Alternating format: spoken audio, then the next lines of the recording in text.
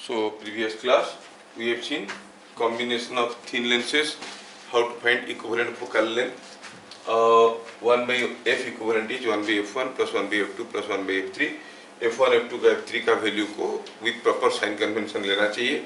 मतलब converging lens के लिए फोकल लेंथ को पॉजिटिव लेना चाहिए, डाइवर्जिंग लेंस के लिए फोकल लेंथ को नेगेटिव लेना चाहिए और वैल्यू डालो तो इफेक्टिव फोकल लेंथ पता चल जाएगा। अच्छा, दूसरा हुआ कि हम लोग इसके ऊपर ढेर सारे छोटे छोटे कॉन्सेप्चुअल चीजें भी देखें। तो चलिए मैं आपको अभी यहाँ पे कुछ छोटा छोटा 2-3 क्वेश्चन देता हूँ, आप इसको करने की कोशिश करो। सपोज हम कहेंगे कि यहाँ पे कोई एक लेंस है, suppose this is what is a lens, suppose for your understanding यहाँ पे कोई एक लेंस है। अब ये लेंस में मैं क्या करता हूँ, आई कंसिडर दिस और cut it into 4 parts। ये एक पार्ट, ये 2 पार्ट, है ना। मैं इसको 4 पार्ट में डिवाइड करता हूँ। When I divide it into 4 parts, सी कैसे डिवाइड करता हूँ, ऐसे।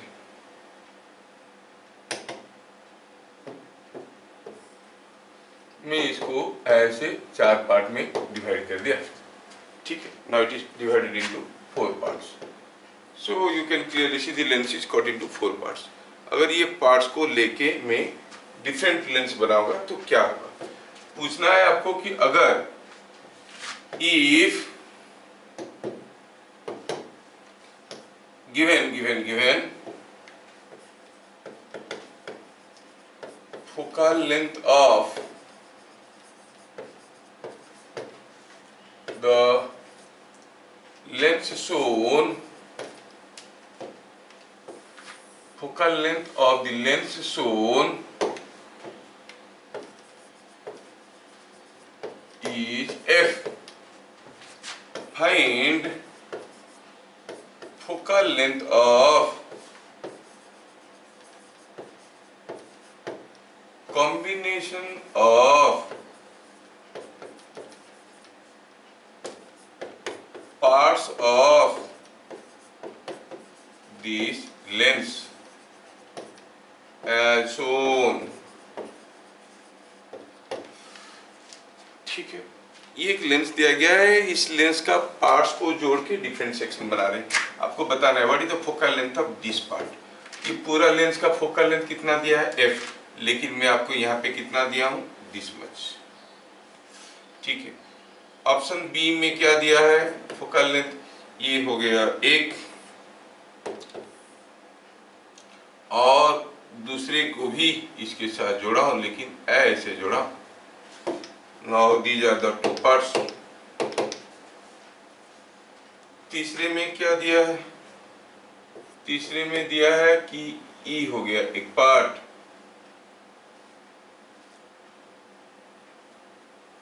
ठीक है। अब इसका फोकल लेंथ बताना।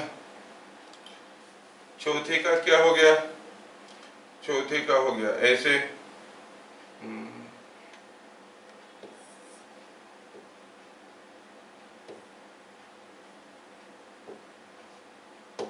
ठीक है। चौथे का दिया है ऐसे,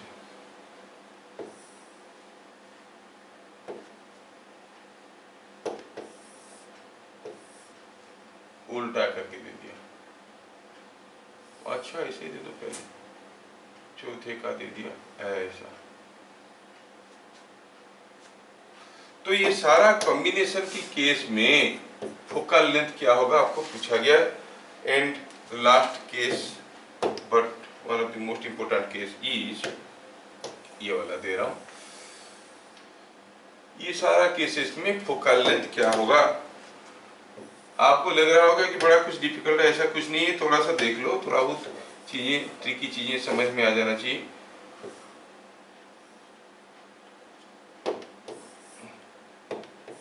ये हुआ एक और ये हुआ दूसरा और ये उलट गया ऐसे और इसको लगा दिया ऐसे। Now in all these 5 cases, 5 case है, आपको क्लियरली दिख रहा है ये सारा केस में क्या, what is the focal length of the arrangement आपको बताना है। और ये सब क्या है, ये मेन लेंस की टुकड़े हैं। मेन लेंस कौन है, ये, उसका फोकल लेंथ कितना है, उसका फोकल लेंथ है f। 4 टुकड़ा कर सकते हैं जैसे फिगर में दिखाया हूं। You can cut it into 4 parts and the parts are joint like this. तो चलिए कोशिश करते हैं, है ना। चलिए थोड़ा सा कोशिश करते हैं। द लेंस इज, ये लेंस कैसे कट किया गया है, not along the parallel axis, it is cut perpendicular to the parallel axis. वो क्वेश्चन में तो फिगर नहीं देंगे, कभी कभार ऐसे लिख देंगे, a lens is cut into 2 halves in a direction in a plane perpendicular to the principal axis। तो प्रिंसिपल एक्सिस ऐसा था, उसको परपेंडिकुलर कट करके, मतलब आपको समझ में आना चाहिए कि lens becomes, the convex lens becomes a plano convex. ठीक है, और वैसा 2 पार्ट को जोड़ दिया गया है। इसको काटे, 2 टुकड़ा करने के तो उल्टा करके जोड़ दी। एनीवे सॉल्यूशन बताते हैं। Solution is not difficult. आप जानते हो कि ये जो लेंस आप देख रहे हो, इसका फ्रीक्वेंसी कितना है, सॉरी फोकल लेंथ कितना है मालूम नहीं है, लेकिन अगर हम कहेंगे ये एक लेंस है और ऐसा वाला एक दूसरा लेंस को इसके साथ हम जोड़ देते हैं, ये कोई एक दूसरा लेंस है, ठीक है, ये कोई एक दूसरा लेंस है। ये दोनों लेंस को अगर हम जोड़ देंगे तो क्या हो जाएगा, ओरिजिनल लेंस आ जाएगा। और from the case it is understood कि अगर इसका फोकल लेंथ एफ डैश होगा तो इसके वाले भी तो एफ डैश होगा। तो ये दोनों टुकड़े को जोड़ने से ये बन जाता है कि नहीं। तो आप क्या कहोगे, 1/f is equal to 1/f dash plus 1/f dash. तो क्या पता चला यहाँ से, f डैश इज 2f। क्या मेरी बात समझ में आ रहा है। अगर एक टुकड़ा का f डैश है तो 2 से जोड़ो तो क्या बन जाएगा, ये बन जाएगा। So when lenses are in contact, effective focal length क्या होता है, क्या होगा, ये हो जाएगा। इसका फोकल लेंथ क्या है, 1/f। 1/f is equal to 1/f dash plus 1/f dash. इसे पता चला। इसको अगर ऐसे कट करेंगे तो ये आधा का कितना होगा, 2f। Focal length is 2f। अगर वो ऐसे भी पूछ सकते हैं क्वेश्चन को, बाई कन्वेक्स लेंस से फोकल लेंथ f है, सेम मटेरियल का प्लानो कन्वेक्स लेंस का फोकल लेंथ कितना होगा, होगा 2x। और a lens of focal length f was cut in a plane perpendicular to the principal axis into 2 halves. What is the focal length of each half? तो 2f। So language आपको समझ में आना जरूरी है।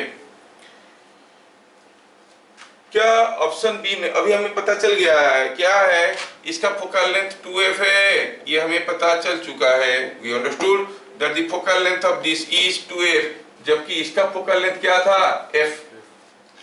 क्या बता सकते हो बी में फोकल लेंथ क्या होगा।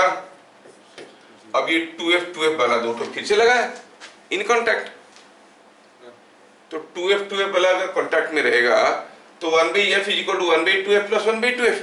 तो क्या होगा, वही 1/f। मतलब फोकल लेंथ क्या हो जाएगा बी के केस में f। ये दोनों को काटने के बाद ऐसा जोड़ो या ऐसा जोड़ो, फोकल लेंथ तो वही होगा। समझ में आ रहा है क्या। You must understand कि इसका फोकल लेंथ बराबर है, the focal length of the two combinations are the same। Hari Ram भाई, आ गया भाई, कौन तू? ठीक है बहुत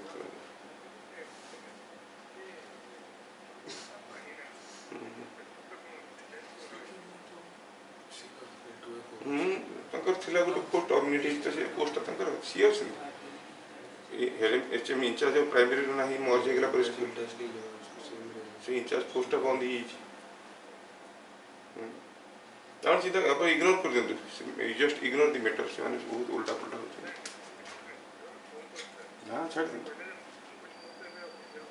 କିଏ ଫୋନ୍ କରିଥିଲେ ଆପଣ, ଇଗ୍ନୋର କରିଦିଅନ୍ତୁ, ଇଗ୍ନୋର କରିଦିଅନ୍ତୁ ସେ କଥାଟା ଶୁଣନ୍ତୁ। ହଁ ମୁଁ ତ ଅଛି ଏବେ କ୍ଲାସରେ। हाँ हाँ हाँ ठीक ठीक। सो ये हो गया। अच्छा इस केस में क्या होगा, सी के केस में बताओ। सी के केस में 2f होगा। सोचो तो, ये कोई एक लेंस है, यहाँ इसका प्रिंसिपल फोकल एक्सिस है, कोई रे अगर ऐसे आएगा इधर आके कंसंट्रेट कर जाता था, कन्वर्ज कर जाता था, इसको कहते थे फोकल लेंथ।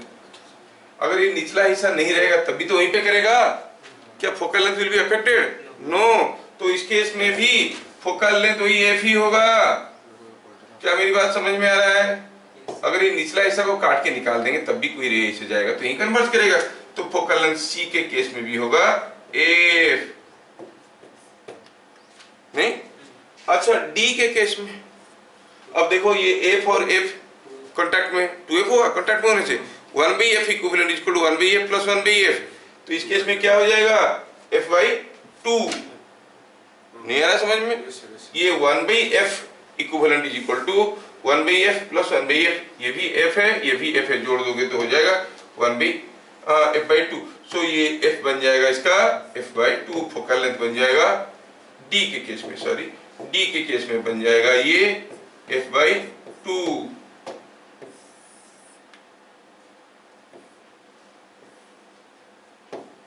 ठीक है, डी के केस में बन जाएगा f/2। ई के केस में क्या होगा? सोचो, ई के केस में क्या होगा? थोड़ा दिमाग लगाओगे तो आप सोच लोगे। It's not difficult, it is not difficult. E के केस में सोचो कि ये अगर कोई एक लेंस है ऐसा, है ना, ये अगर कोई एक लेंस है ऐसा, ध्यान से समझने की कोशिश करना। ये लेंस है, अगर कोई रे ऐसे आया तो इधर जाता है, लेंस का निचला हिस्सा को सोचिए, यहाँ पर कोई रे अगर ऐसे आता है तो इधर जाता है, नहीं? अच्छा, अगर ये वाला पार्ट को यहाँ पे उल्टा करके जोड़ देंगे तो जस्ट थिंक, ये वाला पार्ट को यहाँ पे ले आएंगे तो क्या होगा? ये रे अगर ऐसे गिरा तो it will go like this, ऐसे जाएगा कि नहीं जाएगा? हाँ, देखो, ये रे को ये नीचे की तरफ कन्वर्ट करवाएगा टुवर्ड्स द बेस, ये ऊपर की तरफ करवाएगा, मतलब जितना नीचे आएगा उतना ही ऊपर चले जाएगा, and it will go undeviated, the rays will neither converge nor diverge. और अगर थोड़ा ध्यान से अगर सोचोगे भी तो आप देखोगे कि मान लो कि ये कोई एक प्रिज्म है, हम जानते हैं lens is a combination of two prisms and a slab. ये कोई एक प्रिज्म है और इस प्रिज्म को अगर हम लोग और एक तो प्रिज्म इसके साथ जोड़ते हैं, कैसे जोड़ते हैं? उल्टा करके जोड़ते हैं। चलो इसको उल्टा कर देते हैं। अब क्या हो जाएगा? ऐसा दो प्रिज्म को अगर आप जोड़ देते हो, does not it become a slab? देखो, ये और ये फिर से पैरेलल हो गए, मतलब कोई रे अगर जाएगा, हो सकता है थोड़ा सा मूव करेगा और ऐसे निकलेगा, there will be no diverging और converging effect, incident ray and emergent ray will be parallel. तो क्या कहोगे? The rays will not converge, मतलब कहाँ वो कन्वर्ज करेंगे? At infinity, so focal length is infinite. समझ में आ गया? तो ये पार्ट में, लास्ट वाला पार्ट में, क्या ये वाला पार्ट सबको समझ में आ गया? यस। तो इस केस में, ई वाला केस में फोकल लेंथ क्या हो जाएगा? ई वाला केस में फोकल लेंथ हो जाएगा इंफिनिटी। आप कैसे लिखना चाहते हो समझा के यू कैन राइट। क्या लॉजिक समझ में आया? ये पार्ट क्या करेगा? नीचे की तरफ करवाएगा, प्रिज्म में द रे डेविएट्स टुवर्ड्स द बेस, ये फिर से ऊपर की तरफ, और फिर line emergent ray incident ray will be parallel. Okay, you understand this? ठीक है, focal length of lens is F, find focal length of combination. तो ये बात कुछ ऐसे हो गया। एनीवे, चलिए थोड़ा सा आज हम देखते हैं about power of a lens, or before that let us see what is deviation in a lens.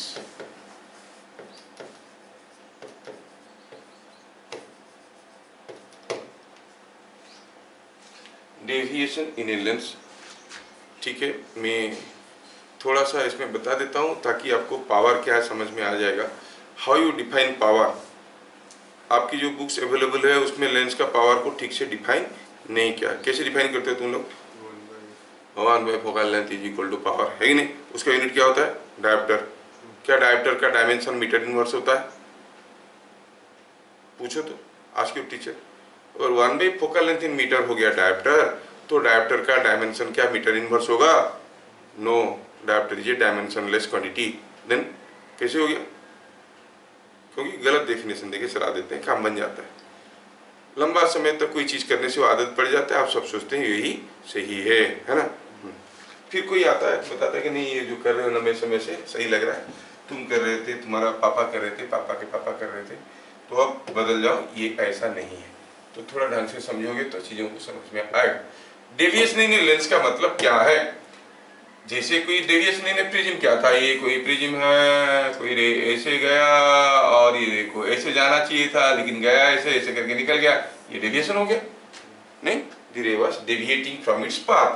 It was the angle between the incident ray and emergent ray. Exactly the same thing in case of lens हम निकालना चाहते हैं। And sorry to say little extra thing, ये चीज जो है आपका book में नहीं दिया है, तो मैं बताना चाहता हूँ क्योंकि I have to justify my answers, तो इसीलिए बताता हूँ। कोई आपको पूछेगा नहीं, एंट्रेंस वाले थोड़ा पढ़ लो, पूछ सकते हैं। सपोज हम कहेंगे कि ये कोई एक लेंस है, for your understanding let us consider this is a lens। थोड़ा सा एक्स्ट्रा है, मजे ले लो, कुछ कुछ थोड़ा सा चीज एक्स्ट्रा मिल जाने से अच्छा रहेगा। अब कहीं जाओगे, जैसे मैं अभी आपको पूछा क्या डायोप्टर इज मीटर इनवर्स, आप पूछ के देखो 99.99% केसेस में टीचर कहेंगे हाँ, क्योंकि dioptre is one way focal length in metre, किसी को भी पूछो। बट ये एक डायमेंशनलेस क्वांटिटी क्यों है, उसमें लॉजिक में आ रहे हैं।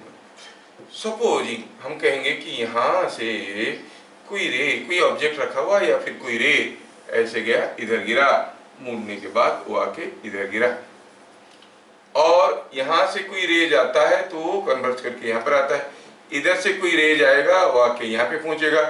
Both the rays are meeting each other here, क्योंकि ऑप्टिकल सेंटर से कोई रे जाता है तो अनडेविएटेड जाता है, आपको मालूम है, तो इमेज यहाँ पर बन गया।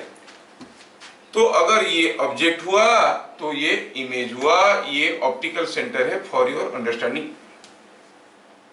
फर्दर मैं अज्यूम कर लेता हूं for my calculation sake only कि सपोज ये हाइट h है, हाइट कितना है, h है। चलिए देखते हैं कि ये जो रे गया यहाँ पे आया उसका डेविएशन कितना हुआ। ठीक है, ये जो रे है, ये रे कुछ ऐसा जाना चाहिए लेकिन गया कुछ ऐसा है, तो this is what is the deviation. पूरा एंगल हो गया डेविएशन एंगल, है नहीं, कितना डेविएट कर गया। तो अब मैं समझने के लिए आसान होगा, थोड़ा मैं कुछ ऐसा करता हूँ, यहाँ पर एक लाइन ऐसे ड्रॉ कर लेता हूँ। I can say the total deviation is Δ1 plus Δ2, ऐसे बोल सकता हूँ। टोटल डेविएशन इज Δ1 प्लस Δ2, ये है डेविएशन। अच्छा, यहाँ पे बात चल रहा है थिन लेंसेज का और स्मॉल अपर्चर लेंसेज का। स्मॉल अपर्चर लेंस मतलब इसका साइज काफी छोटा है, ये काफी छोटा है, तो ये एच भी काफी छोटा है। एच अगर काफी छोटा है, सोचो यहाँ से रे आया, ऐसे गिरा, इधर से निकला, मतलब deltas are also very small. ठीक है, वही तो असम्पशन लिया गया था, incident angles are very small और इंसिडेंट रेज आर पैरेलल और पैराएक्सियल टू प्रिंसिपल एक्सिस, ऐसे करके बताए थे। नहीं, तब तुम एब्सेंट थे। हाँ, नहीं तुम भी एब्सेंट थे, कभी वो एब्सेंट था पीछे। हाँ ठीक है, बढ़िया। तो कभी कभी जो एब्सेंट होते हो तो वीडियो वगैरह को देख लो यार, और देख लो तो अच्छा लगेगा कि हाँ देख रहे हैं। तो ये है हुआ यूं कि अभी क्या हुआ कि Δ1 प्लस Δ2, Δ1 एंड Δ2 आर स्मॉल। ठीक है, अगर ये एंगल डेल्टा है 1 है तो आप इस एंगल को कहोगे Δ1, ये एंगल Δ2 है तो ये एंगल है Δ2, आप कहोगे Δ1 कितना है, tan Δ1 is h by CO, और CO को आप क्या कहोगे, CO is the distance of the object from the optical centre, तो आप इसको माइनस U कह सकते हो। CO की जगह मैं थोड़ा स्किप कर करके लिखना चाहता हूँ क्योंकि स्कूल में पूछेगा नहीं ना, इसलिए CO की जगह क्या लिख सकते हैं, minus U, h by minus U। अच्छा, tan Δ2 क्या है भाई, tan Δ2 is equal to h by CI। क्या बता सकते हो, CI को प्लस भी लिखना चाहिए कि माइनस भी लिखना चाहिए, क्योंकि हम जानते हैं कि ये डायरेक्शन को, इंसिडेंट रे का डायरेक्शन को पॉजिटिव लिया जाता है। ये पॉजिटिव हुआ तो इसको पॉजिटिव लेंगे और इसको पॉजिटिव लेंगे तो CI की जगह लिखेंगे V। और हमें ये मालूम है कि delta 1, delta 2 etcetera are very small, this is a small aperture lens, thin lens. तो आप क्या कहोगे, when delta is small, you know, when sin theta is small, sin theta क्या होता है, सॉरी tan theta क्या होता है, sin theta by cos theta, theta small है तो cos theta हो गया 1, tan theta is same as sin theta, and again when theta is small, sin theta is equal to theta, जानते हो। So keeping all this in mind, इससे पता चला delta 1 is equal to h by minus u। कब, when delta 1 is small, कब होगा delta 1 small, when you consider a small aperture lens, lens काफी छोटा है भैया। अच्छा ठीक है, यहाँ पर डेल्टा 2 सिमिलरली क्या हो जाएगा, h बाई भी। यहाँ तक समझने के बाद हम इसको कुछ ऐसा लिखेंगे, चलिए डेल्टा 1 भी मिल गया, डेल्टा 2 भी मिल गया। Now deviation in lens, lens में जो डेविएशन हो रहा है वो कितना है, deviation in lens is equal to delta is delta 1 plus delta 2। ये क्या है, एंगल है, नहीं एंगल है। तो आप पढ़ोगे डेल्टा 1 की जगह h बाई माइनस यू और डेल्टा 2 की जगह h बाई भी, h by minus you, h by भी। क्या ये h होल इंटू 1 बाई भी माइनस 1 बाई यू नहीं है, हाँ है। क्या ये h बाई एफ है, हाँ h बाई एफ है। So the deviation is h by F. समझ में आया क्या, h बाई एफ है। कहने का मतलब हुआ रे में कितना डेविएशन होगा वो किसी भी दूसरे चीज के ऊपर डिपेंड नहीं करता है, डिपेंड करता है कि यहाँ पर जो रे है, यहाँ पर जो कितने हाइट में ऑप्टिकल सेंटर से कितना दूर पे ये रे इंसिडेंट है। समझ में आ रहा है क्या, ऑप्टिकल सेंटर से जितने ज्यादा दूर पे गिरेगा उतने ज्यादा डेविएशन होगा h बाई एफ। समझ में आ रहा है। तो ये चीज हमें नोट करना है और थोड़ा याद रखना है, डेविएशन इज और depends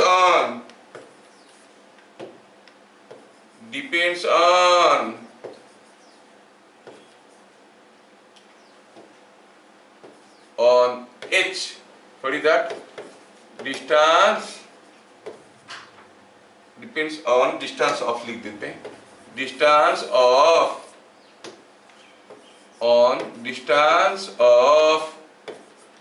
point of incidence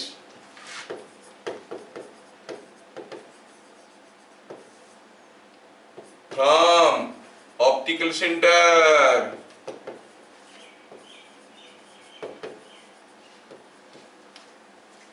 and independent of angle of incidence. थोड़ा ध्यान से देखना, एंगल ऑफ इंसिडेंस से इंडिपेंडेंट है।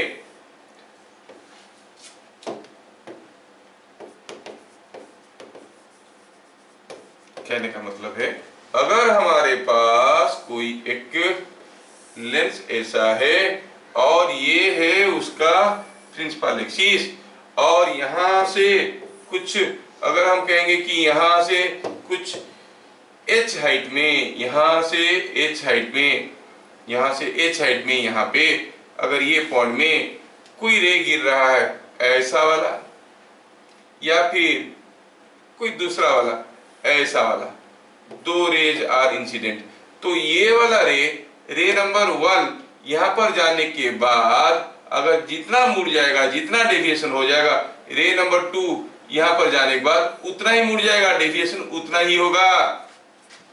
क्या मेरी बात समझ में आ रहा है, नहीं है समझ में। ये वाला रे में यहाँ पर एंगल जितना होगा यहाँ पर भी एंगल उतना ही होगा। समझ में आ रहा है, मतलब ये नीचे वाला गया मान लो कि 5 डिग्री मुड़ गया, ऊपर वाला भी जाएगा 5 डिग्री मुड़ जाएगा। तो ये डिपेंड्स कि कहाँ पे इंसिडेंट हो रहा है, कौन सा रे से मतलब नहीं है, कोई भी रे यहाँ पे अगर गिरेगा उतना ही डिफीट करेगा जितना बाकी दोनों कर रहे हैं।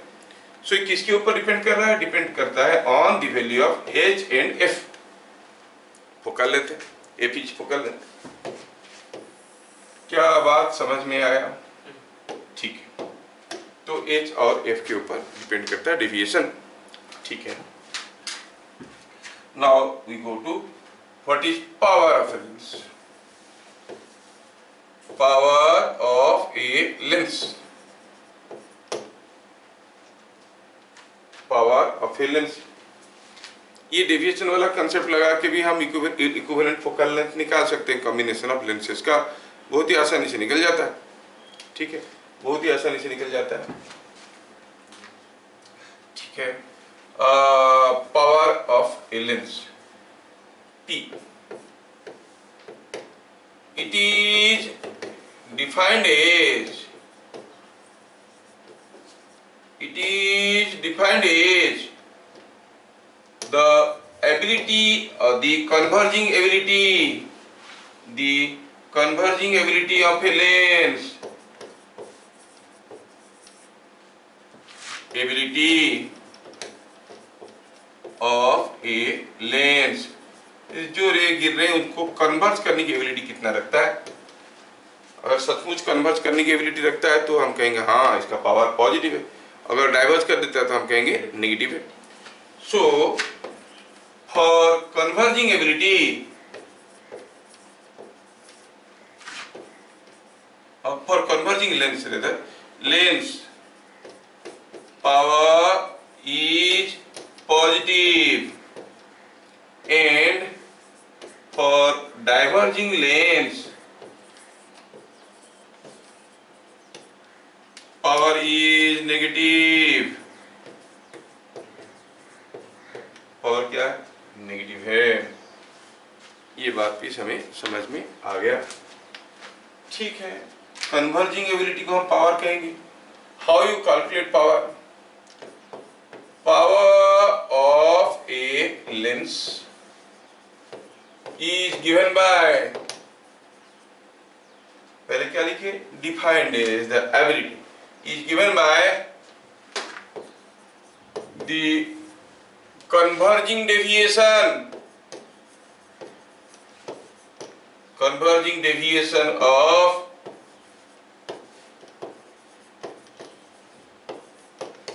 incident ray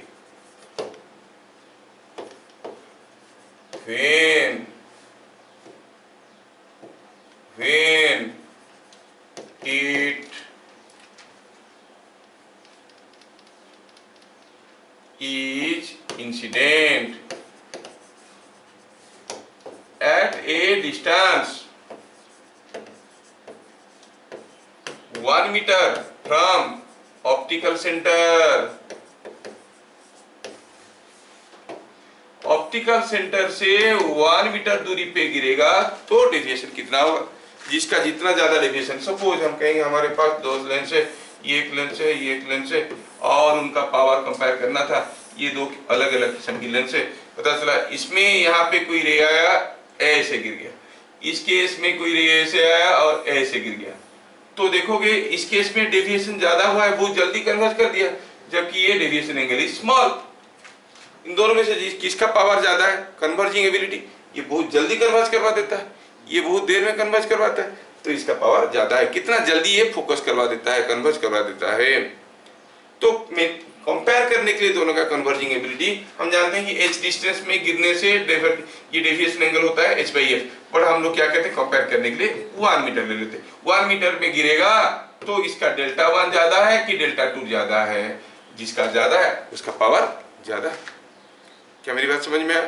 तो आप कहोगे it is the deviation of lens of incident ray when the ray is incident at a distance 1 metre from optical centre. तो आपका जो पावर हुआ वो क्या हो गया? पावर क्या हो गया? It is deviation. कितना? h/f। कब? जब h इज इक्वल टू 1 है कि नहीं? तो जो डायोप्टर है वो क्या है? वो 1/, इट इज द एंगल। जो डायोप्टर बोलते हो वो एंगल है, यूनिट तो है, डायमेंशन नहीं है। आगे चल के आप मैग्निफिकेशन वगैरह पढ़ोगे ऑप्टिकल इंस्ट्रूमेंट, तो खाली एंगल ही वगैरह निकालना है। h/f, h की जगह 1 डालो तो 1/f। ये सारा चीज को सिंप्लीफाई करते हुए, क्योंकि H is 1 metre, H is 1 metre है, तो रेशियो बराबर रखने के लिए एफ को मीटर में लिया जाता है। तो from this it is understood that the power is given by 1 by focal length in metre. समझ में आया क्या? बट ऊपर जो 1 है उसका यूनिट क्या है? उसका भी यूनिट है मीटर, तो मीटर बाय मीटर हो गया, तो ये यूनिटलेस क्वांटिटी हो गया। और ये क्या है? ये एंगल है, ये डायमेंशनलेस क्वांटिटी है, जिसको आप कहते हो डायमीटर। तो 1 by focal length dioptre, 1 by focal length metre को डायप्टर कह के ये मत समझ लेना है कि डायप्टर इज मीटर इनवर्स। समझ में आया? ये गड़बड़ है कि dioptre is not metre inverse, इसको डी से डिनोट करते हैं। फिर याद रहे कि एफ इज इन मीटर। समझ में आया क्या? पावर का फॉर्मूला समझ में आया? अच्छा, अगर पावर का फॉर्मूला समझ में आया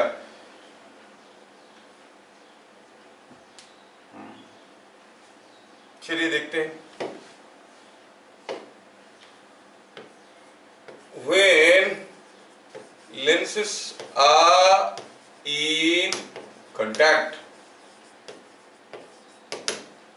अगर हम कहेंगे कि यहाँ पर ढेर सारे लेंसेज कांटेक्ट में हैं, ये ढेर सारा लेंस है, they are in contact having different, say they are having different focal length, इनका फोकल लेंथ अलग अलग है और ये कांटेक्ट में, इसका f1 है, इसका f2 है, इसका f3 है।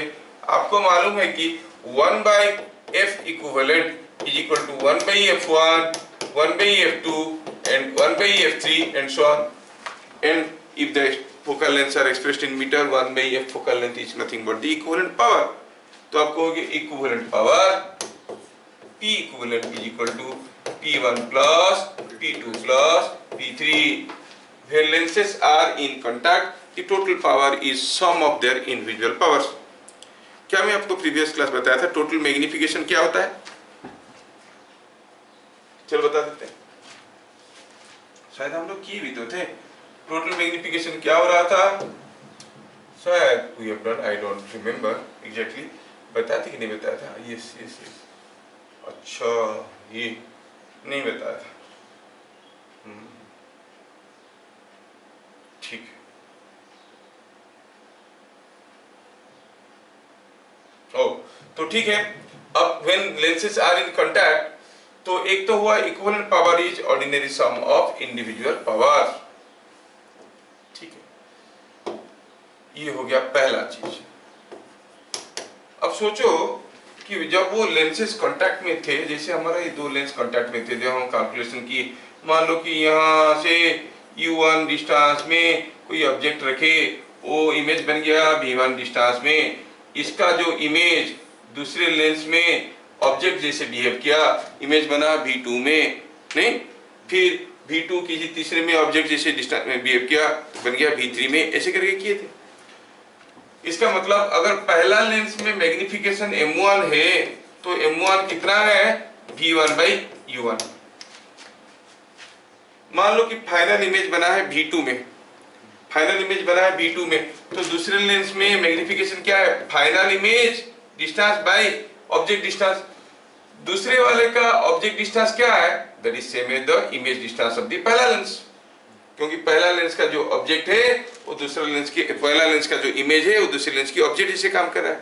सो v2 बाई v1। क्या मेरी बात समझ में आ रहा है?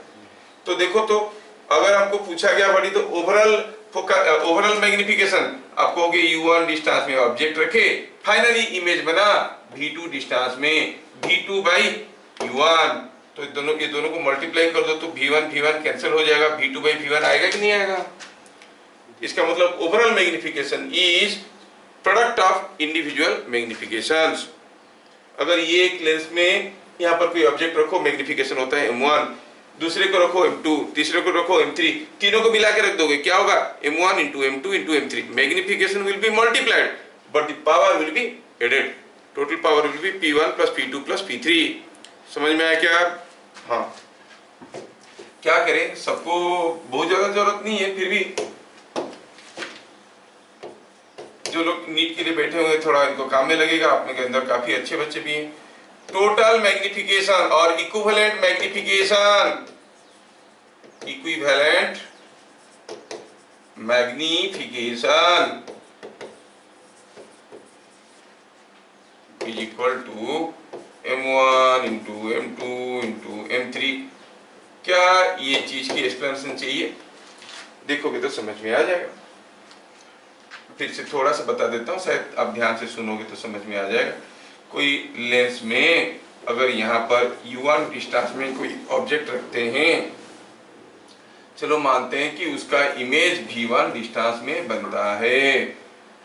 अब अगर दूसरा लेंस लगा के रखेंगे इसके साथ, तो ये जो इमेज v1 डिस्टेंस में बना है वो दूसरी लेंस के लिए ऑब्जेक्ट जैसे बिहेव करता है। चलो मानते हैं कि उसका जो इमेज है वो v2 डिस्टेंस में बनता है, मतलब u1 डिस्टेंस में ऑब्जेक्ट रखो, फाइनल इमेज v2 में बनता है। मैग्निफिकेशन क्या है? v2 by u1। अच्छा, u1 पे रखो तो पहला लेंस में v1 में बनता है, उसका मैग्निफिकेशन है v1 बाई u1। और ये जो पहला लेंस का इमेज जो v1 डिस्टेंस में था वो दूसरे के लिए ऑब्जेक्ट जैसे बिहेव कर रहा है, तो दूसरे के लिए ऑब्जेक्ट डिस्टेंस हो गया v1 और इमेज डिस्टेंस हो गया v2, तो उसका मैग्निफिकेशन क्या हो जाए? Magnification v2 by v1। तो आप क्लियरली देख रहे हो कि overall magnification is product of this two. So v1 cancel हो रहा है, v2 बाई v1 आ रहा है। So overall magnification is m1 into m2। Similarly अगर और भी सारे लेंसेज कॉन्टैक्ट में होंगे तो ओवरऑल मैग्निफिकेशन हो जाएगा प्रोडक्ट ऑफ देयर मैग्निफिकेशंस। क्या मेरी बात समझ में आ रहा है? Yes sir. ठीक है, तो ये बात है। आप तो लेंस का पावर निकाल रहे हो। कोई भी मटेरियल का अगर कन्वर्जिंग कैपेबिलिटी है तो हम उसको कहते हैं कि इसका पावर है। इवन मिरर की केस में भी तो होता है, मिरर का भी पावर होता है। ठीक है, पावर को हम लोग बहुत रॉन्गली इंटरप्रेट कर लें, जिसका पावर ज्यादा है वो बड़ा बड़ा दिखेगा उसमें। नहीं, power is something the converging ability. बड़ा दिखना और पावर दोनों अलग अलग चीज है। बड़ा दिखना किस पे है? मैग्निफिकेशन पे। और पावर जो है कितना जल्दी वो कन्वर्ज कर लेता है। लेकिन यूजुअली एक मिसकंसेप्शन रहता है, इसका पावर ज्यादा है तो बहुत बड़ा दिखेगा, ऐसा नहीं है। समझ में आ रहा है? हाँ, तो magnification power are two different things, one must understand. तो ये हम पावर के बारे में समझ लिए। ठीक है, अब और एक इंटरेस्टिंग एंड इंपॉर्टेंट आर्टिकल बताने वाला हूं, थोड़ा ध्यान से देखना।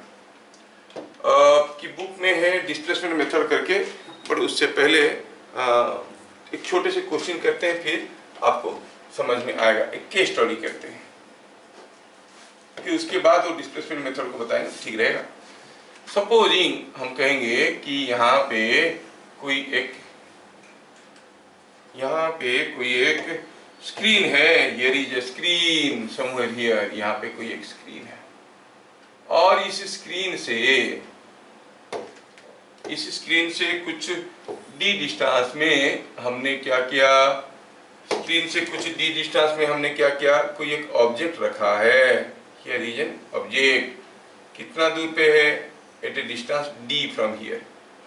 अच्छा, अब क्या हुआ है कि इन दोनों के बीच में हमने एक लेंस रखा है।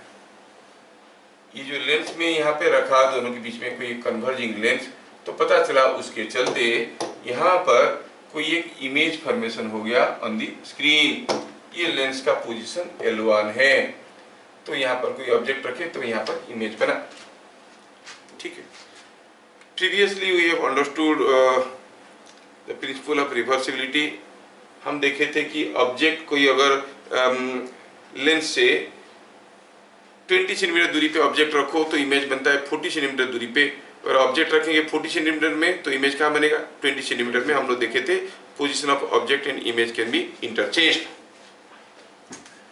तो सोचो कि यहाँ से ये डिस्टेंस d है। मान लो कि ये लेंस को जब यहाँ पे रखा गया, यहाँ पे मतलब कहाँ पे मालूम नहीं है, कुछ दूर पे रखा गया, x1 डिस्टेंस पे रखा गया और x डिस्टेंस पे रखा गया, तो यहाँ पे इमेज फॉर्मेशन हुआ। फिर से हम ये लेंस को मूव करवाए, कोई एक दूसरा पोजीशन में लेके आए।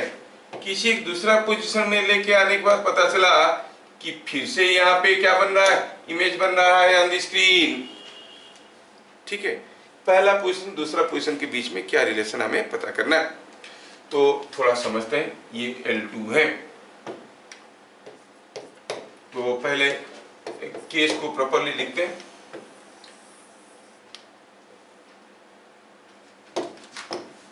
इन फिगर शोन, नीट वाले थोड़ा तैयार हो जाओ, डायरेक्ट क्वेश्चंस आएंगे, क्योंकि ये तो चुटकी में बनेगा, कैलकुलेशन की जरूरत नहीं पड़ेगा, लेकिन थोड़ा समझ लेना। और बोर्ड वालों का भी आता है, बट रेयरली आता है।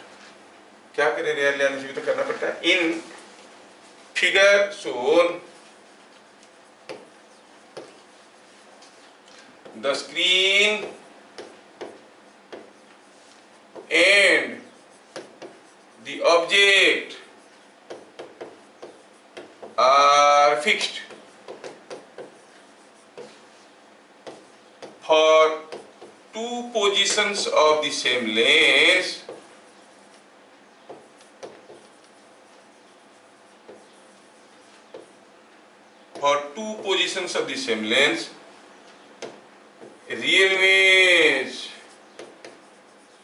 real images are formed on the screen. Real images are formed on screen. ये हो गया केस। लेंस का दो अलग अलग पोजीशन के लिए यहाँ पर रियल इमेज फॉर्मेशन हुआ, ये हमें पता करना है। अच्छा, रियल इमेज फॉर्मेशन हुआ तो जब ये डिस्टेंस x था, तो आप देख रहे हो कि ये डिस्टेंस d माइनस x था, क्योंकि पूरा डिस्टेंस d है। क्या कोई मुझे गेस करके बता सकता है कि L1 डिस्टेंस में रखो, x डिस्टेंस में रखो, इमेज बनता है, और कितना डिस्टेंस में रखेंगे इमेज बनेगा? थोड़ा सा क्लू देता हूं।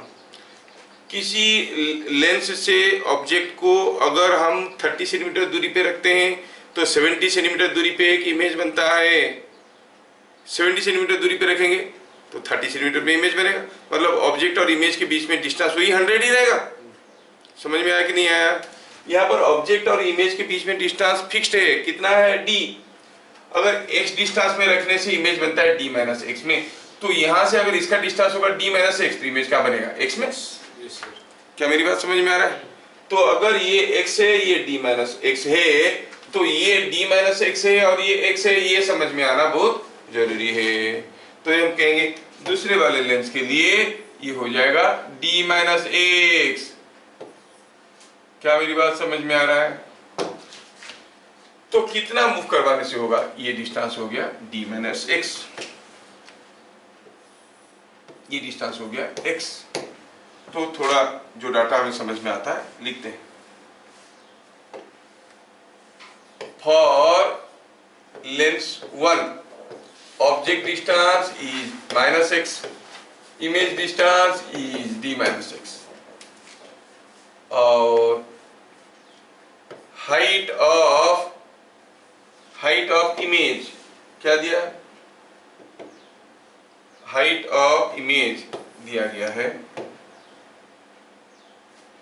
अच्छा बाद में देखेंगे। फॉर L2 ऑब्जेक्ट डिस्टेंस क्या है, ऑब्जेक्ट डिस्टेंस L1 के लिए x था, इसके लिए d माइनस एक्स, तो हम कहेंगे it is minus of d minus x. और इमेज डिस्टेंस तो लेंगे x। ठीक है। फॉर L1 जो मैग्निफिकेशन था वो कितना था, व्हाट वाज द मैग्निफिकेशन? आप कहोगे magnification M1 is V by U in case of lens, and you know it is minus of d minus x by x. For L2 M2 क्या हो जाएगा, again V by U, क्या है, it is minus of x by d minus x। समझ में आ रहा है क्या? तो इससे एक चीज समझ में आ रहा है कि M1 क्या है, d minus x by x, M2 x by d minus x, मतलब M1 इज 1 बाई M2 और m1 इज इक्वल टू और m1 m2 is equal to 1।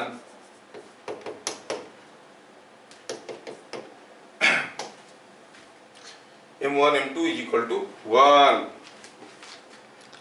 कहने का मतलब है when you keep the lens in position L1 or in position L2 image will be formed on the screen।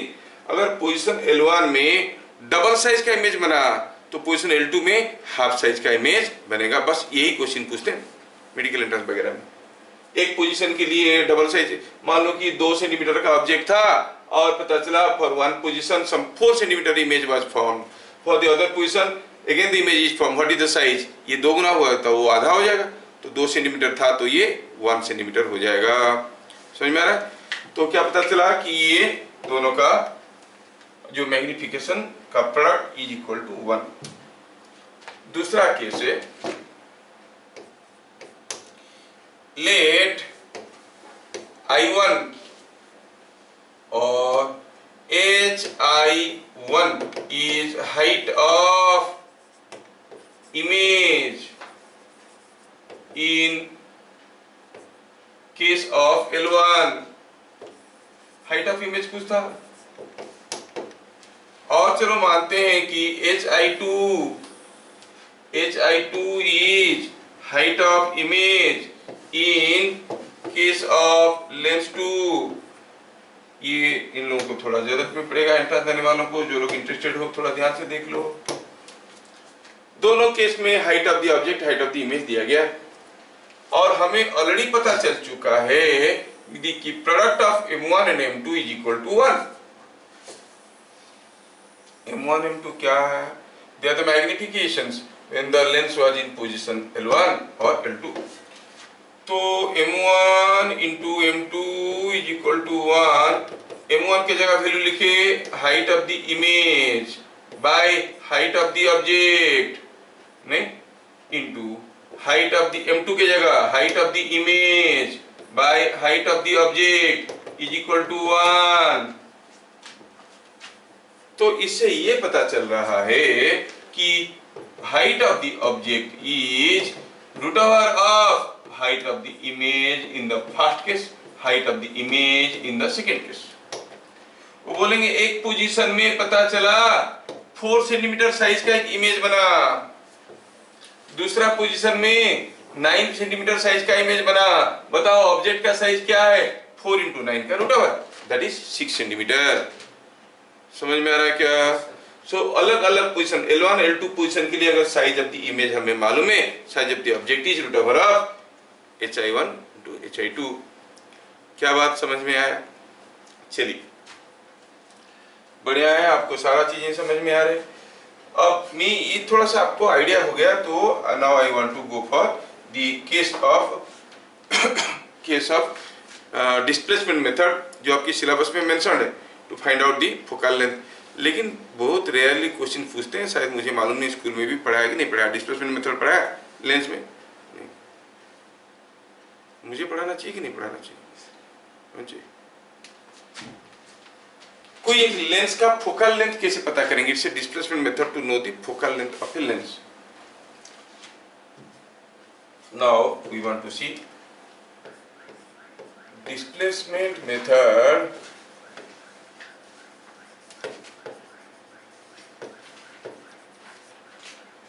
To find focal length of a converging lens।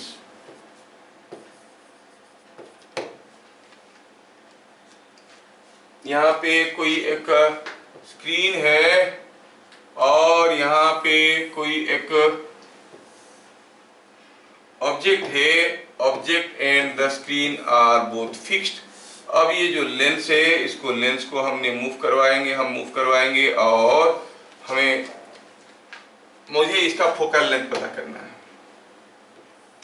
We see for two different positions of the lens, you find image is projected on the screen.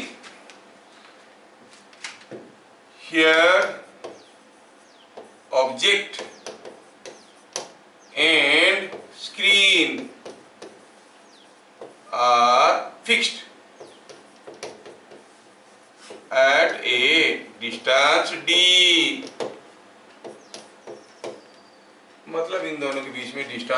Already मालूम है, D. Object और screen के बीच में जो distance है वो D है। तो हमें मालूम है कि लेंस को यहां से x डिस्टेंस में रखने से इमेज यहां पर होता है। Let x is distance of object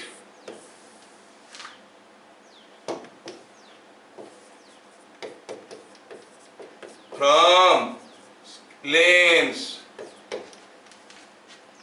तो अगर ऑब्जेक्ट का डिस्टेंस x हुआ, lens distance of object from lens to form an image on screen. Screen पे प्रोजेक्ट हो रहा है तो कौन सा इमेज होगा? रियल इमेज होगा। रियल होगा मतलब इन्वर्टेड होगा, तो रियल इन्वर्टेड इमेज बन रहा है। थोड़ा रुक जाते हैं, धीरे धीरे चलते हैं। भागने से क्या होता है, कोई कोई पीछे गिर जाता है। एक लेंस से अगर मतलब ऑब्जेक्ट से x डिस्टेंस में लेंस को रखेंगे, ऑब्जेक्ट डिस्टेंस हो गया x, और ऐसा रखा गया कि यहाँ पर इमेज बना। और थोड़ी देर पहले हम लोग डिस्कशन कर चुके हैं कि लेंस को यहाँ पे रखो या फिर इधर कहीं रखो, इमेज बनता है। मतलब for how many values of x क्या था? Object distance for which image will be on the screen. Screen पे इमेज बनाने के लिए x का कितना वैल्यू एग्जिस्ट करता है? एक यहाँ पे और थोड़ा सरका के रखो, थोड़ा ज्यादा वाला, दो डिस्टेंस। सो x का वैल्यूज क्या है हम जानना चाहते हैं। फिर object and screen are fixed for what values of x image will be on the screen. x क्या है? तो object distance for which image forms on the screen. वो x का वैल्यू क्या है? There are two values. वो values क्या है समझ में आया? We want to find out the value of x। ठीक है। when object distance is minus x, the image distance you know is d minus x. So आप कहोगे 1 by v minus 1 by u is equal to 1 by f। Sir f तो दिया नहीं, हाँ दिया नहीं, assume करते हैं। फाइनली फॉर्मूला में f निकल के आएगा। Our objective is to find out the focal length। तो 1 by v minus 1 by u is equal to 1 by f। और आप कहोगे ये तो वैल्यू डाल 1 by d minus x minus 1 by minus x। तो थोड़ा सा आपको बोल बोल के ये प्लस कर देता हूँ, क्योंकि माइनस और नीचे आएगा माइनस x, तो हो गया प्लस x 1 by f। थोड़ा और प्यार से सिंप्लीफाई करो तो ये कुछ आएगा ऐसे, x plus d minus x by d minus x into x is equal to 1 by f।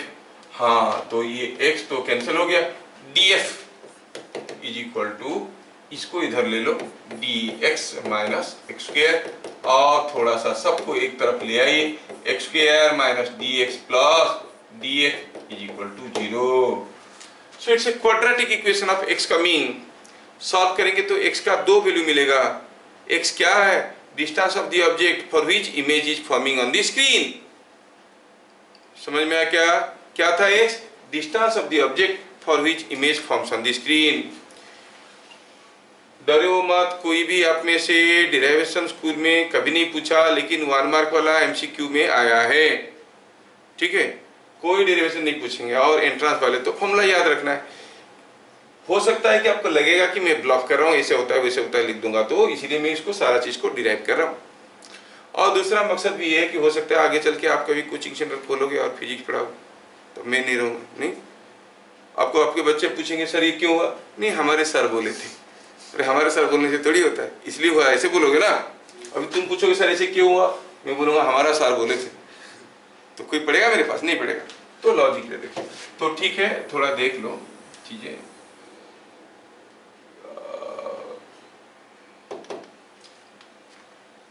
X square minus D x plus D F is equal to 0। तो यहां से पता क्या चल रहा है, हम पहले भी शुरू कर चुके हैं। What is x? Distance of object from lens to form an image on screen. मतलब क्वाड्रेटिक इक्वेशन से पता चल रहा है कि there are two values of x. ठीक है, thus there are two values of x। x क्या था? Object distance for which image forms image forms on screen. अच्छा ठीक है, स्क्रीन पे इमेज बनाने के लिए there are two values of x.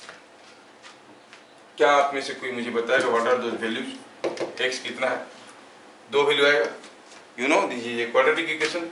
Solve करेंगे तो माइनस बी हो जाएगा डी प्लस माइनस बी हो जाएगा डी प्लस और माइनस बी स्क्वायर मतलब डी स्क्वायर माइनस 4ac तो minus 4df 4 root over by 2a। A का वैल्यू तो 1 है। क्या मेरी बात समझ में आया? So the roots of this equation are minus B plus और minus D square minus 4d root over by 2। Clear? ये चीज यहाँ पे समझ में आ गया। बढ़िया बढ़िया। तो चलो एक्सपांड करके देखते हैं। That is x is equal to D plus D square minus 4df का root over by 2।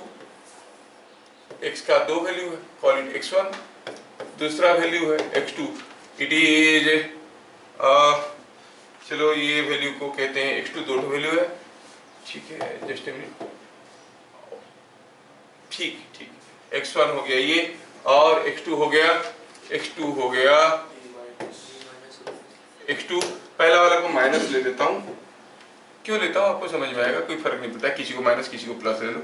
x2 is equal to D plus D square minus 4df का root over by 2। So there are two values of x for which image will be formed on the screen, है कि नहीं? इसका मतलब ये हुआ when the screen was here, object was here, there are two values of the lenses, एक ये है और एक ये है, जहां पे आपको क्या होगा, L1 पोजीशन में रखो या L2 पोजीशन में रखो, स्क्रीन पे इमेज बन रहा था। तो इसमें से एक रहेगा ये वाला x1 और ये रहेगा दूसरा वाला x2। क्या मेरी बात समझ में आया? So what is the distance between the two positions? Distance between the two positions is d। सो पहले हम समझाएंगे what is d।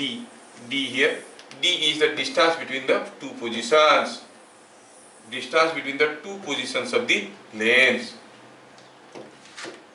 d is distance between two positions of lens। कितना है ये d? What is that? यहां से ये x1 distance में, ये x2 डिस्टेंस में कैसे निकालेंगे? Is not it x2 minus x1, क्योंकि ऑब्जेक्ट तो फिक्स्ड है ना। x2 माइनस x1 करो, x2 ये पूरा चीज है, ये माइनस x1 करेंगे तो क्या हो जाएगा? क्या आपको दिख रहा है? It is coming out to be D square minus 4df। देखो तो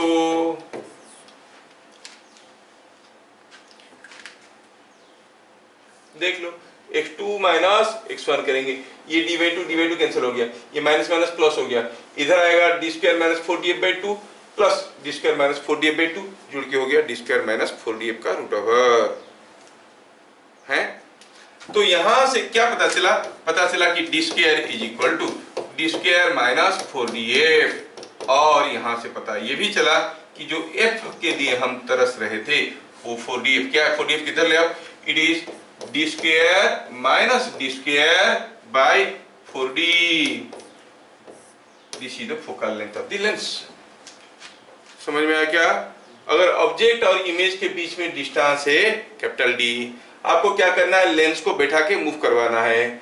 देख, एक पर्टिकुलर पोजीशन पे यहाँ पर इमेज आ गया, फिर से मूव करवाओ। अगर स्मॉल d मूव करवाने से फिर से इमेज आ गया, कैपिटल D स्मॉल d मालूम है, you know the focal length, it is D square minus D square by 4d। क्या बात समझ में आ रहा है? हाँ, it's not a difficult thing. So using a convex lens you are suppose to find out the focal length. फिर से रिपीट करता हूँ, हाउ इज द एक्सपेरिमेंट? कोई एक ऑब्जेक्ट ले लो, कोई एक स्क्रीन ले लो, दोनों को फिक्स कर दो, लेंस को यहां से धीरे धीरे मूव करवाओ। एक पर्टिकुलर पोजीशन के लिए आपको यहाँ पे मिलेगा क्या? इमेज। तो ठीक है, उस पोजीशन पे पोजीशन ले लो, हाँ यहाँ पे आया, फिर इसको धीरे धीरे धीरे धीरे आगे लो, यहाँ पर आने के बाद फिर से इमेज मिलेगा, और ये दोनों पोजीशन के बीच में डिस्टेंस क्या है, मान लो कि स्केल के ऊपर मूव करवा रहे हो, 25 सेंटीमीटर में जब था तो पता चला कि यहाँ पर बन रहा है इमेज, फिर मूव करवाया 60 सेंटीमीटर में जब था, फिर से बन रहा है इमेज। तो स्मॉल डी का वैल्यू क्या है, 60 और 25 का बीच का गैप, which is 35 centimetre. Small D मिल गया 35 सेंटीमीटर, कैपिटल डी तो डिस्टेंस बिटवीन देम है। So from the knowledge of small D and capital D you can find out the focal length of the lens. इसको कहते हैं displacement method for calculation of lens. तो ये method का significance उतना ज्यादा नहीं है, क्योंकि इस मेथड से निकल के ये सारे क्वेश्चन आते हैं जो अभी हम थोड़ी देर पहले देखे। क्या देखे थे, अगर L1 और L2 पोजीशन के लिए इमेज बन रहा है तो उनका मैग्निफिकेशन का रेशियो क्या होता है, M1 M2 क्या होता है, और हाइट ऑफ द इमेज कैसे निकालते हैं। बोलेंगे पहला पोजीशन में जब L1 पोजीशन में रखे इमेज बन रहा था 9 सेंटीमीटर का, दूसरे पोजीशन में रखे इमेज बन रहा था 4 सेंटीमीटर का, बताओ ऑब्जेक्ट का हाइट कितना है, तो √9 × 4 है ना। ये जो हम लोग देखे वो सब चीजें इसके न्यूमेरिकल के रूप में एंट्रेंसेस वगैरह में आता है। स्कूल वाले बच्चों को ज्यादा नहीं तंग करते हैं, क्योंकि उनको फिर बच्चों के ऊपर रहम आता है, कुछ तो नहीं पढ़ा है, क्या क्या उनको पूछेंगे नहीं। ठीक, तो ये हो गया। अच्छा सोचो, जब हम लेंस को एक पोजीशन में रखे, यहाँ पर ये क्या बना, इमेज बना, दूसरे पोजीशन में रखे फिर से इमेज बना। मैं क्या करता हूँ, ये जो ऑब्जेक्ट है और जो स्क्रीन है उनके बीच में डिस्टेंस को घटाने लगता हूँ। अगर घटा के लूंगा तो ऐसा एक समय आएगा, एक पर्टिकुलर वैल्यू ऑफ डी के लिए आप देखोगे लेंस का सिर्फ एक ही पोजीशन है जिसके लिए इमेज बन रहा है, दूसरे के लिए कोई जगह ही नहीं आ रहा समझ में। कैसे देखो, जब ये यहां से x डिस्टेंस में लेंस होता था, इमेज d - x में होता था। सपोज ऐसा हुआ कि x and d - x are equal, मतलब यहां से x का वैल्यू जितना है d - x उतना है, तो दो वैल्यू आएगा क्या x का, you will not gate two positions. यहां से मान लो कि दोनों के बीच में डिस्टेंस है 60 सेंटीमीटर, 20 सेंटीमीटर पे रखो तो इमेज बनता है, 40 सेंटीमीटर पे रखो फिर भी इमेज बनता है।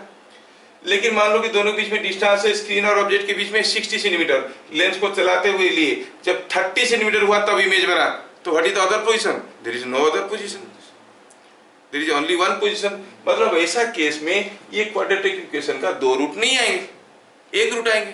लेकिन क्वाड्रेटिक इक्वेशन का एक रूट कब आता है, when the discriminant is equal to 0। तो d² - 4df = 0, d² - 4df = 0 हो गया, मतलब कैपिटल D का वैल्यू क्या हो गया, d² = 4df, तो d = 4f। So when the distance between object and screen is 4f, you get only one position of the lens for which a real image will be formed. If it is more than 4f, हाँ, तो there are two positions for which the real image can be formed. And if it is less than 4f, a single real image cannot be formed. एक भी image नहीं बनेगा। समझ में आ रहा है क्या? तो आपको याद रखना है कि what is the minimum distance between object and real image for a converging lens. Object और रियल इमेज के बीच में मिनिमम डिस्टेंस कब है? सोचो तो, जब ऑब्जेक्ट को 2f डिस्टेंस में रखते थे, इमेज 2f डिस्टेंस में रखता था, तो डिस्टेंस क्या हो गया, ये 2f और इधर को 2f, तो हो गया 4f। उसको 2f से अंदर ला के f और 2f के बीच में रखते थे तो ये भाग जाता था उधर, तो दोनों के बीच में डिस्टेंस बढ़ जाता था। तो डिस्टेंस दोनों के बीच में मिनिमम कब हुआ, when object is at a distance 2f from the lens and the image is at a distance 2f. So what is the minimum distance between object and image, real image for a convex lens? It is 4f. उससे कम नहीं हो सकता। समझ में आया? आप चाहो तो there are hundreds of ways to prove it. For that you will see in the displacement method you will get only one position of the lens. That means the discriminant must be equal to 0. d² is equal to 4df और d is equal to 4f. यहाँ से भी पता चल रहा है। या फिर आप ये जो इक्वेशन निकाले हो इसमें से, ये जो इक्वेशन कुछ ऐसे ऐसे निकला, ये वाला, यहाँ से d निकालो, find out the value of d and देखो कि d का वैल्यू मिनिमम होगा for what value of x, dd/dx करो, डिफरेंशिएट करो with respect to x and make it to 0, तो you will find it is coming d = 4f. समझ में आ रहा है क्या? तो डेरिवेशन कोई पूछता नहीं है, हमें बस बताना था आपको, मैं बता देता हूं। The minimum distance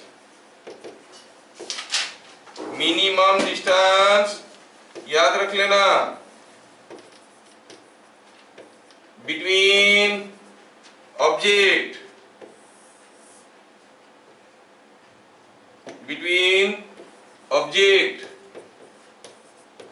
and real image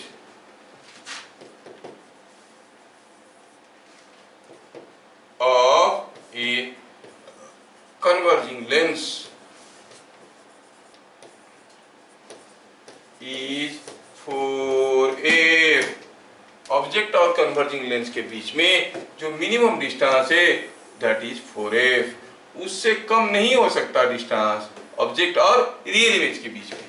object और रियल इमेज के बीच में जो डिस्टेंस है that can not be less than 4f।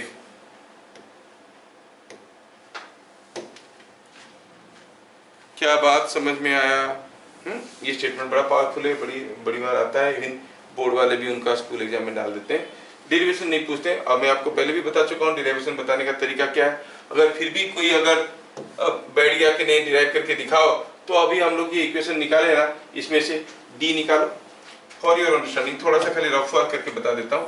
ये जो रिलेशन हम निकाल दिए एक्स और डी के बीच में, इसमें से डी निकालो। इसमें से d निकालो। d का वैल्यू निकालने के बाद you find d is a function of x। ये फिर d will be minimum when dd by dx is equal to 0। Value निकालो, इसमें डालो, d का वैल्यू आएगा 4f। ठीक है, चलिए अभी हम डिस्प्लेसमेंट मेथड भी देख लिए।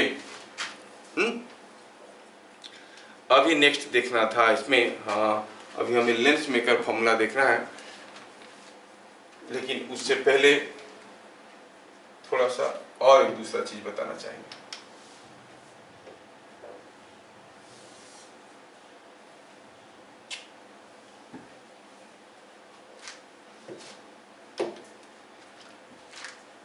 Number of images in A lens,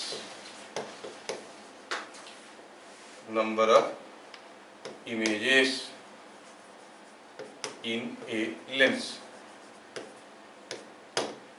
ये बहुत ज्यादा कुछ डिफिकल्ट नहीं है। कभी कभार ऐसे पूछ लेते हैं तो थोड़ा जान लो। अब जो थ्योरी अगर मैं डिक्टेट करूंगा तो ऐसे बन जाएगा, समझने की कोशिश करना, बन जाएगा। चलिए मैं आपको कुछ केसेस देता हूँ। ये हमारा पास एक लेंस है, ऐसा, ये कोई एक लेंस है ऐसा। चलिए इसको बना के रख देते हैं, बार बार काम में लगेगा।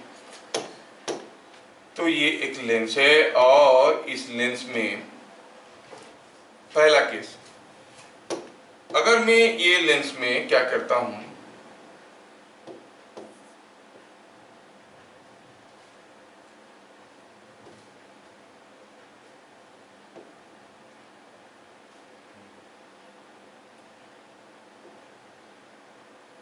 ठीक, मान लो कि ये कोई एक लेंस है और इसमें कैसे दिया गया है कि यहाँ पर जो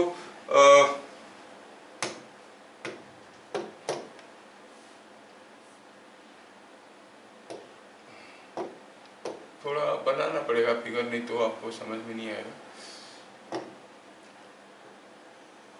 ऐसा कोई एक लेंस है तो आपको बताना है कि how many images will B form, इसमें कितना टू इमेज बनेगा। हम दे रहे हैं कि यहाँ पे हुआ यूं है, इसको थोड़ा रख देते हैं, ठीक है। आपको पूछा गया है कि बताओ in this case how many images will be formed. ऐसा कोई लेंस है, इसमें कितना तो इमेज होगा अगर एक ऑब्जेक्ट रखेंगे तो। If I keep one object here, तो इसका कितना इमेज बनेगा। सिंपल है, यहाँ से कोई रे अगर ऐसे जाएगा और ऐसे कन्वर्ज किया तो ऐसे जाएगा, तो ऐसे ही कन्वर्ज करेगा। So only one image will form, क्योंकि दोनों ही साइड में डिफिनेशन बराबर होगा। चलिए मैं थोड़ा केस बदल देता हूँ। यहाँ पर ये ऐसा है, इसमें हुआ यूं है कि ऊपर वाला का ऐसा है, ये ऐसा है। थोड़ा केस बदल देते हैं, ये ऐसा है, सॉरी ये ऐसा है और ये ऐसा है। Now you have to tell, see the material is non homogeneous, but अभी कितने तो इमेज होंगे बताना है आपको। How many images will be formed. अब देखो जब दो लेंस कांटेक्ट में है, कौन आगे है कौन पीछे फर्क पड़ता है क्या? इफेक्टिव फोकल लेंथ तो 1/f = 1/f1 + 1/f2 होता है कि नहीं? इसका मतलब ऊपर से कोई रे जाएगा जहां कन्वर्ज करेगा, नीचे से जाएगा तो वहीं कन्वर्ज करेगा, फोकल लेंथ आर सेम। तो इस केस में भी एक ही इमेज होगा। समझ में आया क्या? हियर कितना इमेज बन रहा है? यू से वन इमेज। और दूसरे केस में कितने इमेज बनेगा? अब होगी इस केस में भी एक ही इमेज बनेगा। Okay, let me go for a third case.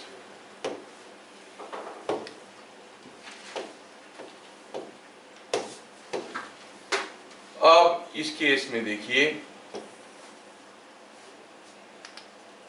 अभी सपोज हुआ यूं है कि ऊपर वाला जो हिस्सा है उसमें जो मटेरियल है वो अलग है। Now you must be able to notice कि ये जो मटेरियल है ये अलग है, ठीक है। नीचे का मटेरियल अलग है। क्या आप गेस करके बता सकते हो how many images will be formed? Guess करो और बताओ इस केस में कितना इमेज होंगे? क्या ऊपर का रिफ्रैक्टिव इंडेक्स नीचे का रिफ्रैक्टिव इंडेक्स बराबर है? नहीं। अगर बराबर नहीं है तो क्या करेंगे हम कहेंगे कि यहाँ पे अगर कोई ऑब्जेक्ट रहेगा, इधर से जाएगा जहां पे डिफीट करके आके पहुंचेगा, इधर से आएगा वहीं पे नहीं किसी दूसरी जगह पे डिफीट करके आएगा। तो two sides are having two different focal lengths, तो how many images will be there? Two images. इसके लिए इमेज यहाँ पर बना, इसके लिए इमेज यहाँ पर बना, क्योंकि मटेरियल ही अलग अलग है। So two images. And the last case मैं बताना चाहता हूं कि सपोजिंग ये हो गई आपकी लेंस। अब ये लेंस का मैं थोड़ा इसको साफ करता हूं फिर बताता हूं आपको। ये लेंस में हुआ यूं है, मैं इसको ए से लिया,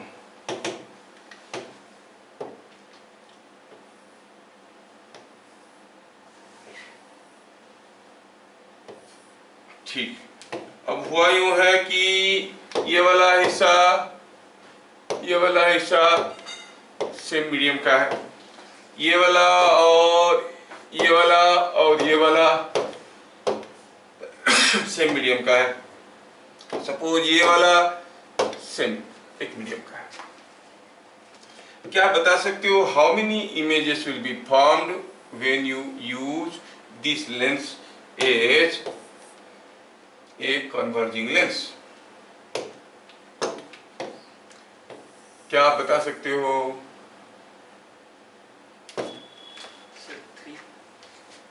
क्योंकि अगर कोई ऑब्जेक्ट हम यहां पे रखेंगे, वो ऑब्जेक्ट अगर ए से आएगा तो मान लो इधर कन्वर्ज किया, तो ए से आएगा तो इधर कन्वर्ज करेगा। लेकिन कुछ यहाँ पे आएगा, हो सकता है कि किसी दूसरे पॉइंट में कन्वर्ज करेगा, और हो सकता है कि इधर से आएगा, हो सकता है कि किसी तीसरे पॉइंट में कन्वर्ज करेगा। So how many images will be formed? 3 images will be formed. और इधर जाने से जहां पे कन्वर्ज करता है, इधर से जाने से वहीं पे कन्वर्ज करेगा, इधर से जाने से वहीं पे कन्वर्ज करेगा। So that way you will find 3 images. यहां पे हुआ था 2 इमेजेस, यहां पर हुआ 3 इमेजेस।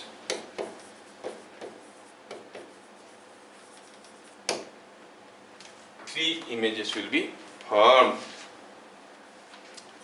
ठीक है। अब मीडियम आप अलग अलग कलर तो नहीं कर सकते हो। इन दोनों को लिख दो μ1 μ1, इन दोनों को लिख दो μ2 μ2, इसको लिख दो μ3, ऐसे करके लिख दो।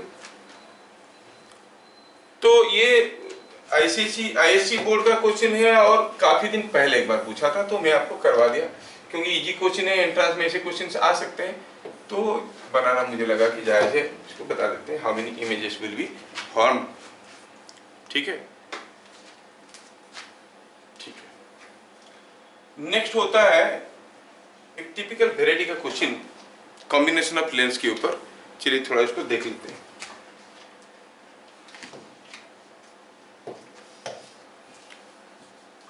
क्वेश्चन है।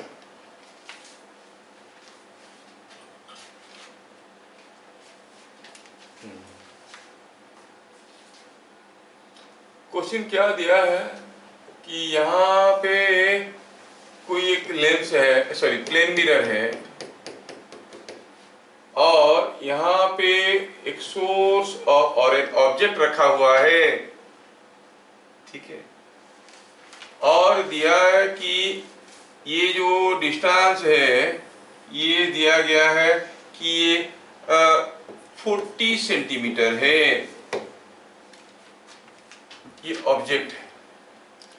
Find at what distance from the plane mirror a converging lens should be kept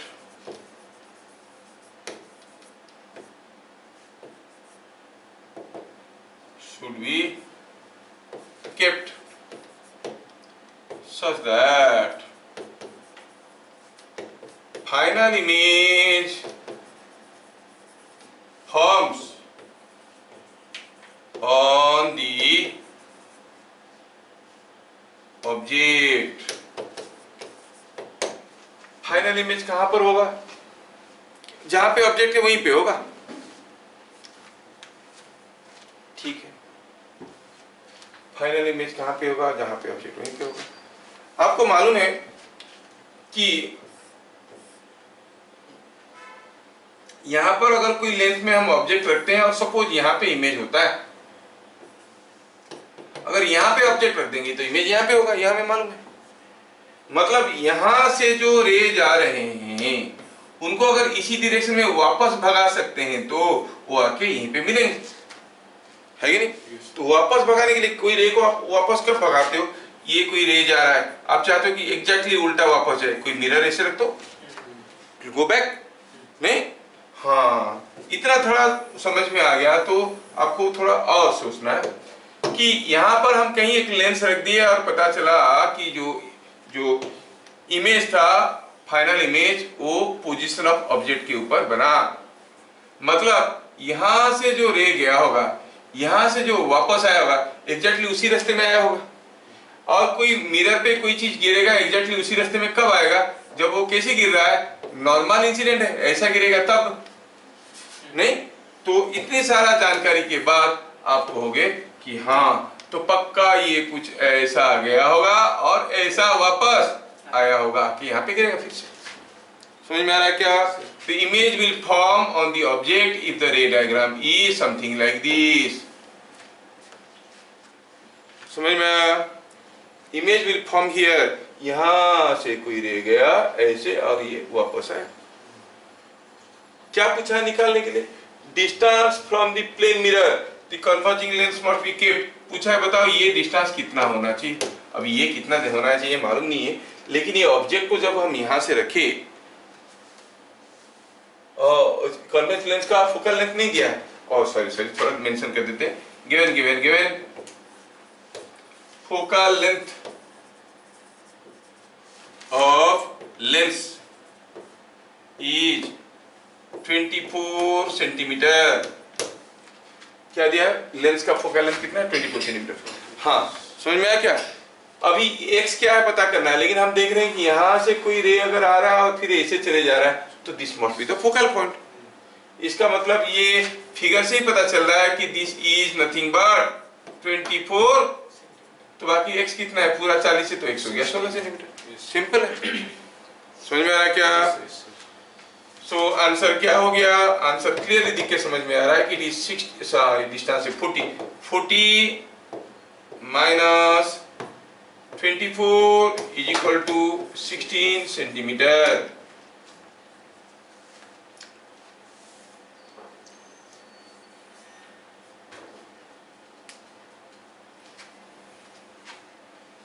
दूसरा क्वेश्चन,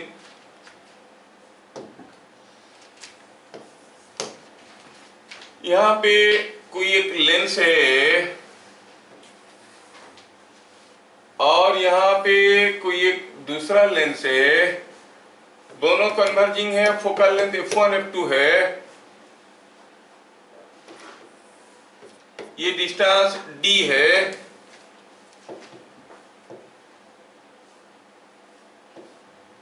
दिया है फाइंड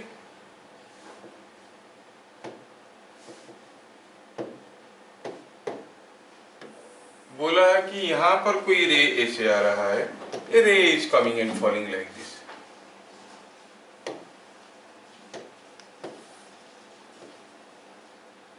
देखो, find for what value of D, आपका स्कूल का बोर्ड का क्वेश्चन है, वैल्यू ऑफ डी, ये दोनों के बीच में the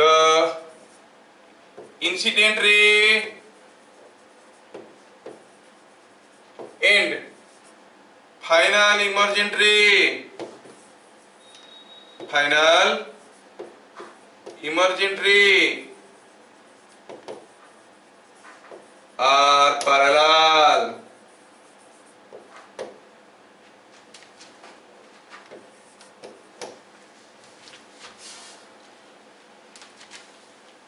If value of d is more than above calculated, if value of d is more than above calculated value,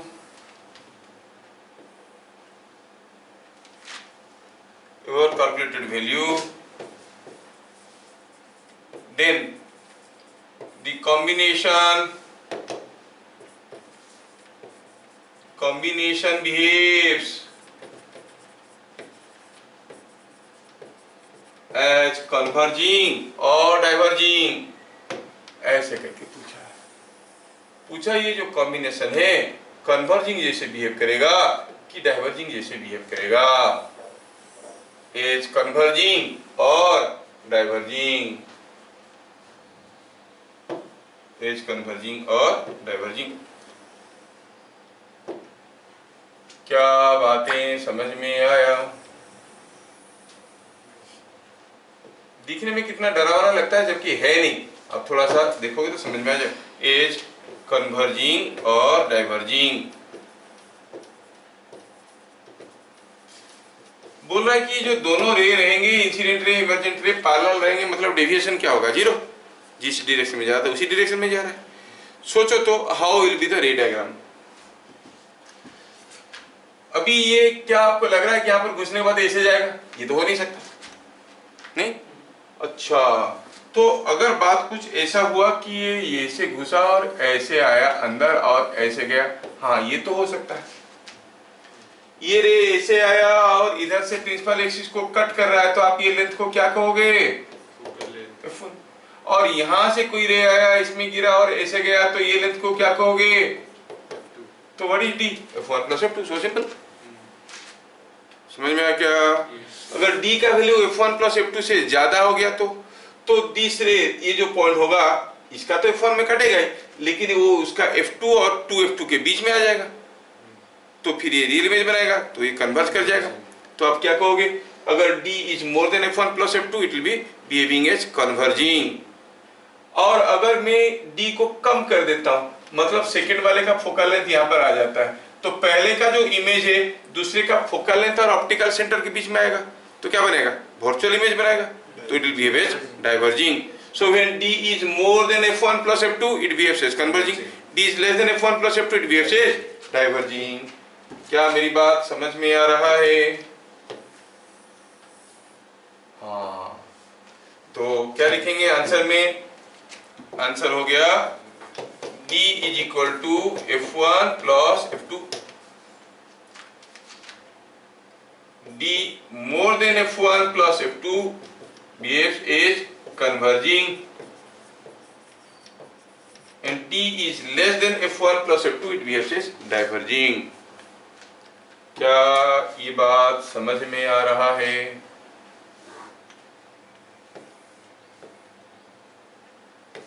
है, ठीक है।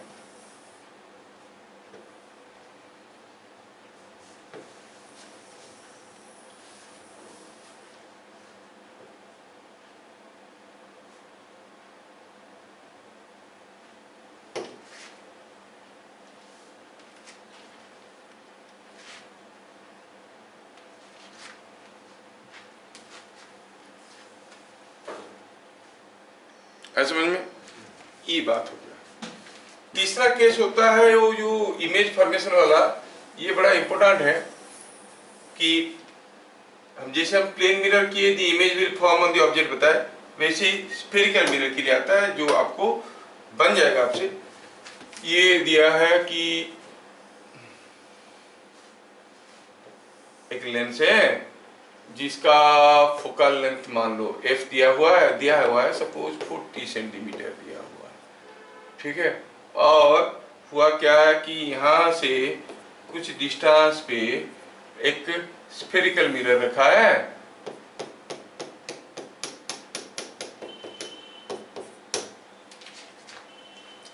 ठीक है, स्फेरिकल मिरर रखा है और इसका फोकल लेंथ दिया है से समथिंग लाइक 10 सेंटीमीटर, छोटा सा दिया।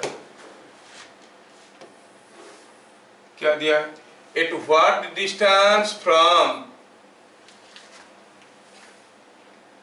और व्हेन इट इज से it is coming something like 40 centimetre दिया ना, 60 सेंटीमीटर दूरी पे ऑब्जेक्ट रखा गया। ये हो गया object. Find value of d for which the final image forms on the object। Lens का फोकल लेंथ 40 सेंटीमीटर दिया हुआ है, मिरर का फोकल लेंथ 10 सेंटीमीटर दिया हुआ है, और आपको मालूम है कि ये ऑब्जेक्ट यहाँ से 60 सेंटीमीटर दूरी पे रखा गया है। कौन सा वैल्यू, डी का वैल्यू क्या होना चाहिए कि जो फाइनल इमेज होगा वो ऑब्जेक्ट पे ही बनेगा। मैं पहले भी बता चुका हूं फाइनल इमेज ऑब्जेक्ट के पास कब बनता है। Object and image positions are interchangeable. तो थोड़ा अगर आप रे डायग्राम देखोगे तो आपका कैलकुलेशन बहुत ही आसान लगेगा। You need not make much calculation. यहां से कोई रे आया सपोज, क्योंकि ये फोकल लेंथ से ज्यादा है तो ये कहीं ना कहीं जाके कन्वर्ज कर गया, ठीक है, थोड़ा दूर में कहीं कन्वर्ज करेगा, वैल्यू निकाल देंगे हम लोग। अच्छा, यहाँ पे कहीं कन्वर्ज किया, कौन? रेस, मतलब इसकी जो इमेज होगी वो यहाँ पे होगा। अगर यहाँ पर ऑब्जेक्ट होगा तो फिर उसका इमेज यहाँ पे होगा। यहाँ पर ऑब्जेक्ट होगा मतलब ये रेस अब जाके यहीं से अगर वापस आएंगे तभी जाके होगा। समझ में आ रहा है क्या? कब? The ray reflecting from a mirror goes back to its original position and is passing through centre of curvature. समझ में आ रहा है क्या? इसका मतलब ये डिस्टेंस कितना होगा? Distance is 2f of the mirror, 2f of the mirror. होगा कि नहीं होगा? क्योंकि मिरर के 2f डिस्टेंस में ऑब्जेक्ट रखो तो क्या होता है, हो जाएगा तो फिर ऐसे ही वापस आता है। तो अगर ये बन गया 2f मिरर का, तो सोचो ये डिस्टेंस आपको इसका f दिया है, u दिया है, क्या ये आप v नहीं निकाल सकते? Yes, you can find out v तो मिल जाएगा। 1/v minus 1/u is equal to 1/f से आपको v मिल जाएगा। v क्या है? Distance of the image from the lens. Lens के लिए फोकल लेंथ मालूम है, ऑब्जेक्ट डिस्टेंस मालूम है, इमेज डिस्टेंस पता चल गया। And the image must be at the 2f of the mirror, मतलब d कितना है? v plus 2f। तो आंसर हो गया d is equal to v plus 2f। v कैसे निकालेंगे? 2f फॉर द मिरर, ये हो गया क्लू, आप इसको कंप्लीट कर लोगे। और v कैसे निकालेंगे? 1/v माइनस 1/u, u की जगह minus 60 is equal to 1/f, 1/f की जगह 1/40, तो वहां से आपको v मिलेगा, v मिल जाएगा तो d मिलेगा।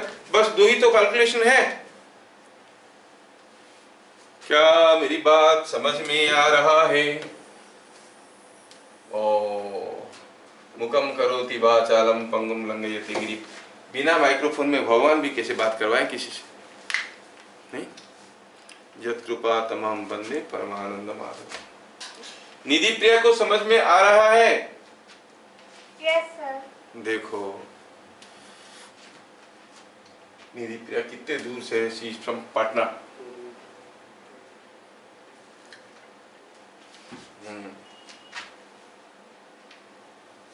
क्या बातें समझ में आया सबको? तो next class we are to see क्या बताओ, lens maker formula derivation. CHSE वाले तुम लोगों का यही फॉर्मूला आता है, न्यूमेरिकल कुछ नहीं आता है। CBSE वालों का सब कुछ आता है, मेरा काम है बताना। इसमें काफ़ी कुछ चीज़ें मैं तो निकाल देता हूँ जो कि आपको नीट के लिए चाहिए, उतना तक पढ़ा रहा हूँ। IIT JEE के लिए चाहिए तो इसमें और भी बहुत कुछ है। सिल्वरिंग ऑफ लेंस है, लेंस का एक तरफ को सिल्वर कर देंगे तो क्या होगा, लेंस के साथ मिरर को चिपका देंगे तो क्या होगा, ऐसे करके केसेस आता है। ठीक है, so we shall see them all. फिर मिलेंगे अगले क्लास, तब तक के लिए जय हिंद।